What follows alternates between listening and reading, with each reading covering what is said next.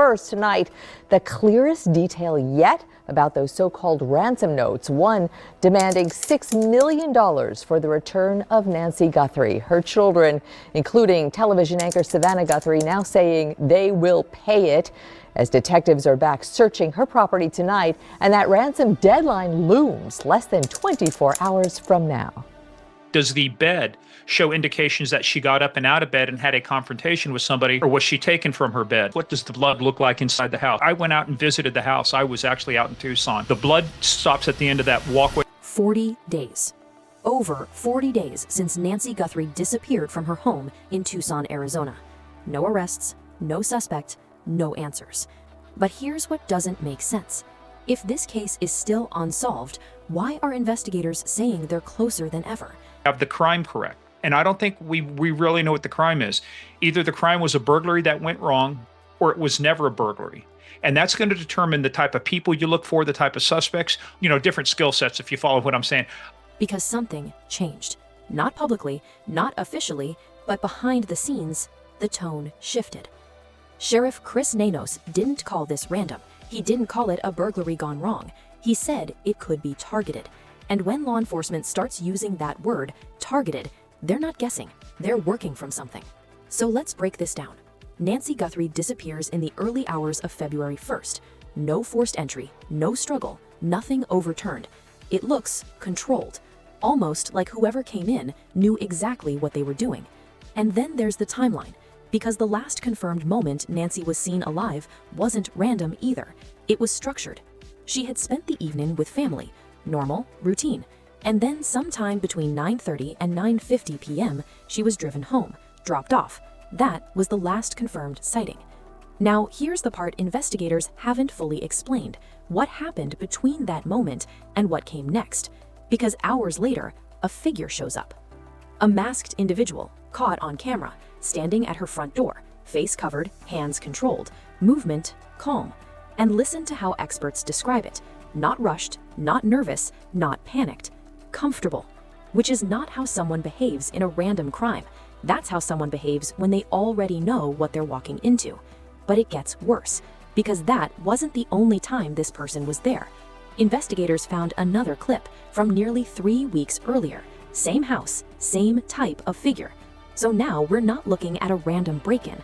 We're looking at someone who may have been watching, waiting, learning the routine. And that changes everything. Telling us what kind of person should we be looking for, because somebody who does targeted kidnappings and targeted abductions is a different skill set and a different methodology and a different tradecraft than somebody who's only there to commit burglary. Offender, we can see the video, had a backpack, typical what burglars do, want to keep their hands free. They use the bite light, again, keep their hands free. Same. Because if this was planned, then timing becomes critical. Who knew when she'd be home? Who knew when she'd be alone? Who knew exactly when to show up without resistance? And that's where things start getting uncomfortable, because the last person to see her alive would know that timing exactly. Now, to be clear, there is no official statement naming Tommaso Cioni as a suspect. Authorities have not confirmed that. The family has been described as cooperative. But early reports and online discussions haven't let this go, because Tommaso wasn't just someone in her life. He was the last known person with her, the one who drove her home that night. And in cases like this, that detail doesn't disappear. Some believe that's just coincidence, wrong place, wrong time, but others point to something else. They ask, if this was planned and someone had been watching the house for weeks, how did they know exactly to come back? Was it surveillance or information? Again, there's no confirmed evidence linking him to the masked figure. None. But the theory keeps resurfacing, quietly, consistently, because the timeline is too clean. Drop-off, silence, then execution. And investigators are now saying they're closer than ever, which means they're not chasing random possibilities anymore. They're narrowing in. So the question is, are they closing in on someone outside the home who was watching from a distance, or someone who already knew everything they needed before that night even started? Because if that's the case, then the most important moment in this entire investigation isn't the masked figure at the door. It's what happened before that, and more importantly, who was there. 40 minutes. That's the window investigators haven't fully explained. 40 minutes between the last confirmed sighting of Nancy Guthrie and the moment a masked figure shows up at her door. Think about that. She's dropped off somewhere between 9:30 and 9:50 p.m. She walks inside, alive, no distress, no signs of fear. Everything appears normal. And then, nothing. No calls, no messages, no activity, just a gap. Because by the time that masked individual appears later that night, whatever happened inside that house had already been set in motion. So what exactly happened in that window? Investigators haven't given a clear answer, but they've hinted at something critical. This wasn't chaotic. This wasn't rushed, which suggests whoever was involved was working with timing. Now here's where things start to tighten, because surveillance in the area didn't just capture the masked figure. There was also a vehicle spotted nearby, not fully identified publicly, not fully explained, but present. And that matters, because now you're not just looking at a single person walking up to a house, you're potentially looking at movement, coordination, arrival, and departure. So let's break the possibilities down. Scenario 1, Nancy goes inside, locks the door. Nothing happens for a while, and then later, someone approaches the house. But that raises a problem, because there were no signs of forced entry, no broken doors, no shattered glass. Which means either she let someone in, or they already had access, and that shifts everything. Scenario 2, someone returns. Think about the timing. If she was dropped off around 9:45 p.m., that leaves a window where someone could leave and then come back later. And if that person knew her routine, knew exactly when she'd be inside, they wouldn't need to guess. They'd be working with precision. Now again, there is no confirmed evidence that anyone returned to the house after that drop-off, but the timeline allows for it, cleanly. And that's why this gap matters so much, because it's not just empty time, it's opportunity. Opportunity for planning, opportunity for execution, opportunity for someone who already knew the setup. Then there's the issue of surveillance coverage, because despite cameras capturing key moments, they don't capture everything. There are blind spots, angles not covered, moments between recordings, and investigators know that, which means whoever planned this may have known it too. That's not random behavior, that's informed behavior. So now we come back to the central question. Who had that level of awareness? Because if this was a stranger, they'd have to rely on luck, guesswork, timing that just happens to work out perfectly. But if this was someone familiar, someone connected, someone who understood her routine, then the timing doesn't look lucky anymore. It looks intentional. And this is where the theory starts circling back again, because the last confirmed person with Nancy didn't just see her that night. They were part of the timeline. They knew when she got home. They knew the exact starting point of that gap. Now, to be clear, there is still no official evidence tying Tommaso Ciani to anything that happened after that moment. Authorities have not said that. But the structure of the timeline keeps pulling attention back to that same point. Drop-off, silence, then action. Some believe that gap is where everything changed. Others believe that gap is exactly what makes this look like an outside job, a delayed entry, a planned intrusion. But here's the problem with that theory. If someone had been watching the house for weeks, like the earlier surveillance footage suggests, why wait? Why choose that specific night, that specific window? Unless something about that moment made it different. And that's the part no one has publicly answered, because the timing is too clean, too precise, too informed. Investigators say they're closer than ever, which means they likely understand that timeline far better than the public does. They know what happened in that gap, or at least they know who had the opportunity to act within it. So now the question isn't just what happened during those 40 minutes, it's who was in a position to use them. Because if that window wasn't random, if it wasn't just chance, then it wasn't just about being there at the right time. It was about knowing exactly when that time would come. And if someone knew that, then this case doesn't start at the masked figure on the porch. It starts earlier, much earlier, possibly before Nancy Guthrie even stepped back inside her home that night. The evidence is there, but it doesn't line up. Investigators have collected physical material from inside Nancy Guthrie's home, DNA, objects, trace elements, and one detail stands out immediately. The DNA profiles don't match her family, they don't match close contacts, they don't match anyone expected to be inside that house. At first, that sounds like a breakthrough, an unknown profile, an outsider. But then, why does the scene feel so controlled? Because typically, when someone unfamiliar enters a home and commits an abduction, you see disruption, signs of struggle, panic, mistakes. that's not what investigators found here. There was no forced entry, no broken locks, no shattered glass, and that creates a contradiction. Unknown DNA, but a controlled environment. So now investigators are dealing with two competing realities. Either this was an outsider who somehow entered without resistance, left minimal disturbance, and executed everything with precision, or this was someone Nancy trusted, someone she would let inside willingly. And if that's the case, then the presence of unknown DNA becomes harder to explain, unless it wasn't left during the crime, unless it was already there, or introduced in a way that doesn't tell the full story, because investigators also recovered items like gloves, objects that could have been used to limit direct contact, which raises another possibility: someone was trying not to leave a trace. But if that's true, why is there still unidentified DNA? Mistake? Contamination? Or something staged?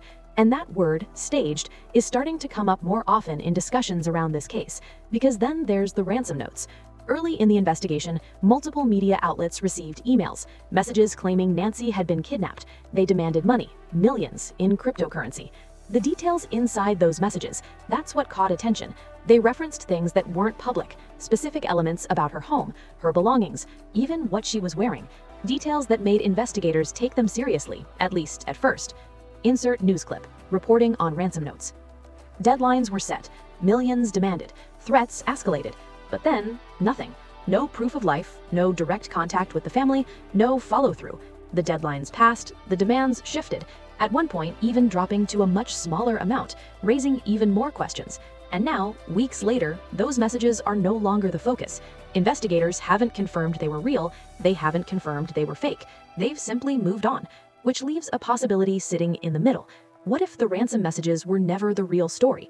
What if they were noise, a distraction, something designed to pull attention in a different direction?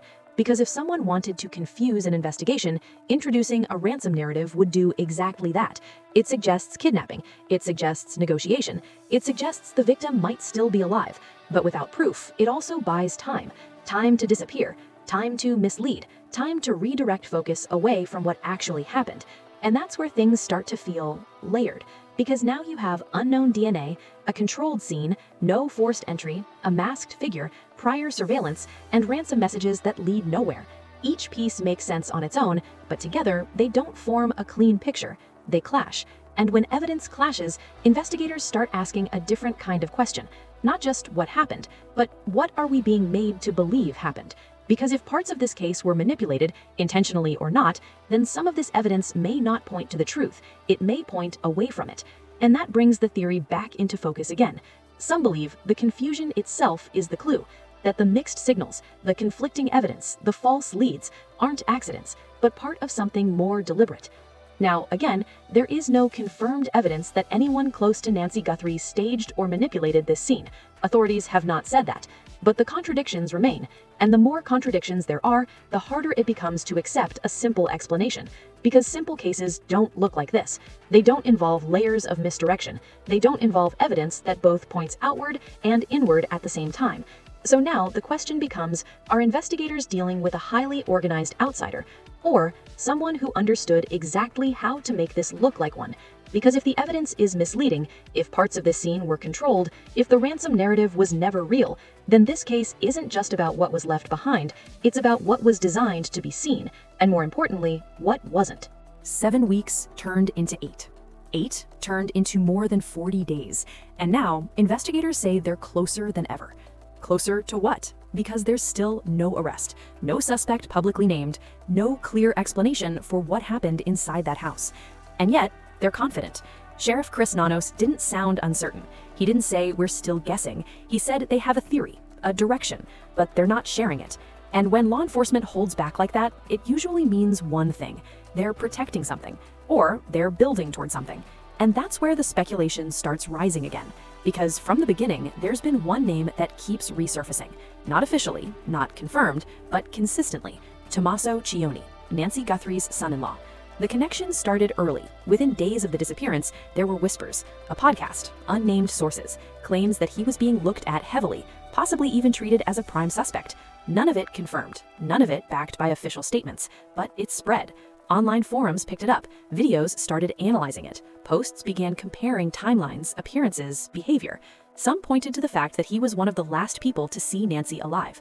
Others focused on his absence from the public spotlight after the case broke. And then came the theories: financial motives, family tension, an argument that escalated, even the idea that something accidental happened and spiraled out of control. To be clear, there is no confirmed evidence supporting any of those claims. Authorities have not accused him, they have not named him, and in fact, they publicly cleared the family early on, describing them as cooperative, as victims. But here's the problem with that. Public statements don't always reflect the full scope of an investigation, and when investigators say they're closer than ever without naming a suspect, it leaves a gap that speculation fills. Because people look at the timeline, they look at the access, they look at the familiarity required to pull something like this off, and they start asking questions. If this was targeted, as investigators suggest, then who was the target and why? If this was planned, as the surveillance footage implies, then who had the knowledge to plan it? And if this was controlled, as the crime scene suggests, then who had the ability to carry it out without resistance? Some believe those answers point outward, to someone watching from a distance, a calculated outsider, but others keep circling back inward, because the contradictions don't fully support a random attacker. They suggest precision, timing, awareness, and that's what keeps this theory alive. Not proof, not confirmation, just the fact that it fits a little too well. Again, there is no official evidence tying Tommaso Cioni to Nancy Guthrie's disappearance. That needs to be clear. But there's also no public explanation that fully eliminates the possibility either. And that's where the tension sits, because investigators are holding something back. They've said they believe the suspect could strike again, which means they don't think this was an isolated emotional event. They think it was calculated. We received your message, and we understand. We beg you now to return our mother to us so that we can celebrate with her. This is the only way we will have peace. This is very valuable to us, and we will pay. So now the case splits in two directions. Either this was the work of someone completely outside Nancy's world, someone who studied her, tracked her, waited for the perfect moment, or this was someone who didn't need to study anything at all, someone who already knew. And that's the part no one can prove, because the evidence points both ways: outward with unknown DNA, masked surveillance, and external movement, and inward with timing, access, and familiarity. And until one side weighs the other, this case stays exactly where it is now, unresolved. But investigators say they're getting closer, which means at some point that balance will shift. The question is, when it does, what will it reveal? Because if the answer confirms an outside attacker, then this was a chilling, calculated crime from the shadows. But if it points somewhere closer, somewhere inside, then the most important detail in this entire case was never the masked figure at the door. It was the moment before that, the drop-off, the timing, and the silence that followed, and the possibility that everything that happened after was already set in motion. So now we're left with one final question. Was this just a perfectly timed coincidence, or was Nancy Guthrie already in danger before she ever made it home that night? Because if investigators really are closer than ever, then they're not just closing in on what happened, they're closing in on who knew it would happen. And when that answer comes out, it won't just solve the case.